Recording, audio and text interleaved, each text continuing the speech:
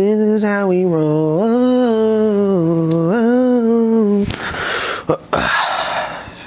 What's going on, everybody? My name is John, and you're watching Driver's Theory. The other day, I was scrolling on Instagram, and I saw a post that really caught my eye. And it said that wagons, specifically performance wagons, are outselling sedans in the United States. Now, this post was specifically talking about BMW and Audi. So let's look at the numbers. BMW came out and said that their M5 Touring, which is the wagon version of the M5 sedan, is outselling the M5 sedan in the United States. And then when you look at the global numbers, BMW came out and said that 50% of M5 orders are the M5 Touring. Now, when you look at Audi and the RS6, which is their performance wagon, they came out and said that RS6 orders are up 41% in the first half of 2025 compared to the first half of last year. Both wagons from Audi and BMW are selling extremely well,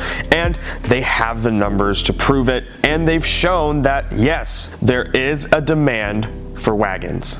Now, I think there are a couple of questions that need to be asked. First of all, who are these wagons being marketed to?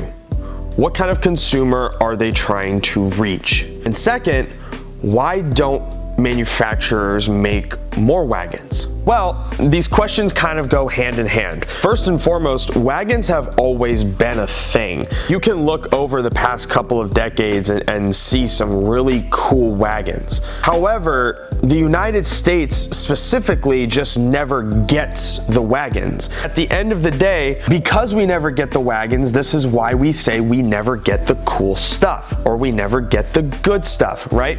Let's go back in time, right? Let's look at a Japanese brand. Let's look at Mitsubishi, for example. Mitsubishi creates the Mitsubishi Evolution, the Lancer Evolution, and they give us the Evo 9 sedan. It's a great car and it drives well. It's one of the best rally cars ever made. However, Mitsubishi also made an Evo 9 wagon, essentially the exact same car in wagon form. We never got that car. And I was looking at photos of it.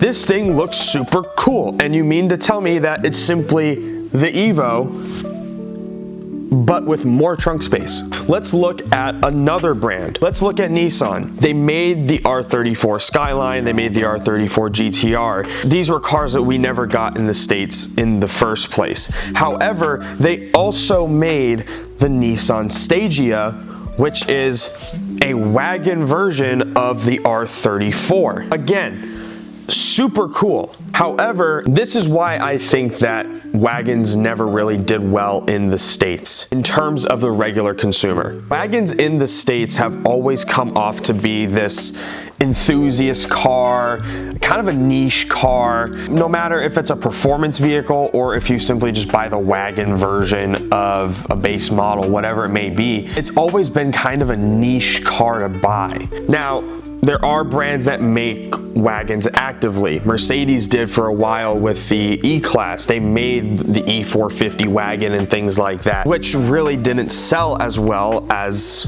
the E-Class sedan. And if you wanted something with more space or more trunk space, you didn't go buy an E-Class wagon, you bought the GLE, which is simply just the SUV E-Class. Consumers in the United States have kind of just been taught to just get the SUV, go buy SUVs. SUVs in the United States are the best selling vehicle out there. No matter what brand you buy, the SUV is always going to be the best selling vehicle. We kind of did it to ourselves. The wagon became a niche car, it became an enthusiast vehicle, and eventually brands just capitalized on it and started only making performance wagons. Obviously, you see what we have now with the modern RS6 with the twin turbo V8 and the new M5 Touring with its hybrid V8 system. But then you also look at vehicles like the E63S from Mercedes, which has that bi-turbo V8. And you even look at vehicles that we still don't get in the States, like the new G80 M3 Touring. They made the M3 a wagon, or depending on, because of the size of the car, you could also say it's like an M3 hatch. But either way, we never got it in the States because we never get cool stuff. I feel like part of the reason is because manufacturers understand the market that the United States is. They realize that they really won't make money if they cut back on their SUV sales and bolster their wagon sales in the States. SUVs in the States reign supreme. The thing that I just don't like to see is the fact that the wagon was dying for a hot minute. Now, I feel like there's somewhat of a resurgence of the wagon. Obviously, the numbers from BMW and Audi prove that there is a demand for performance wagons. And I hope that Mercedes follows suit and makes an E53 wagon or an E63 wagon, hopefully with something better than a hybrid 4-cylinder, C63, I'm looking at you.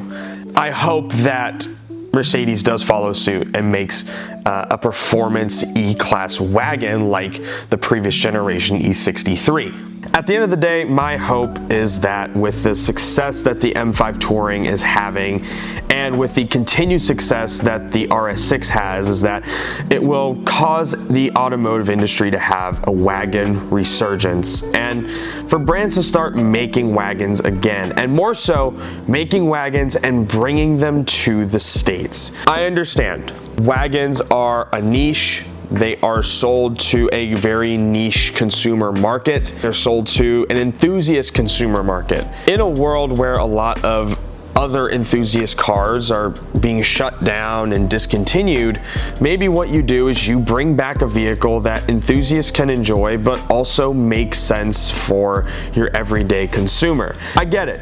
Sports cars and muscle cars and things like that, things that are getting discontinued that are built for enthusiasts, they aren't practical and they really don't make sense financially, especially when you're selling them. However, maybe you appeal to both audiences. Maybe you pull a BMW, maybe you pull an Audi, maybe you even pull a Mercedes. Make a wagon, make a car that is going to be beneficial to the consumer, but also give the enthusiast something to enjoy and something to be excited about, something to build and have fun with. I personally believe that the wagon, especially nowadays, can be that bridge or that happy medium between your everyday consumer and your horsepower hungry automotive enthusiast. So what do you guys think? Are wagons making a comeback? Or are these just going to be high horsepower, limited production vehicles for the high net value enthusiast? Let me know what you guys think down in the comments. And if you enjoyed what you watched, go ahead, hit that subscribe button, leave a comment, and go ahead and share this video. God bless, and we'll see you on the next one.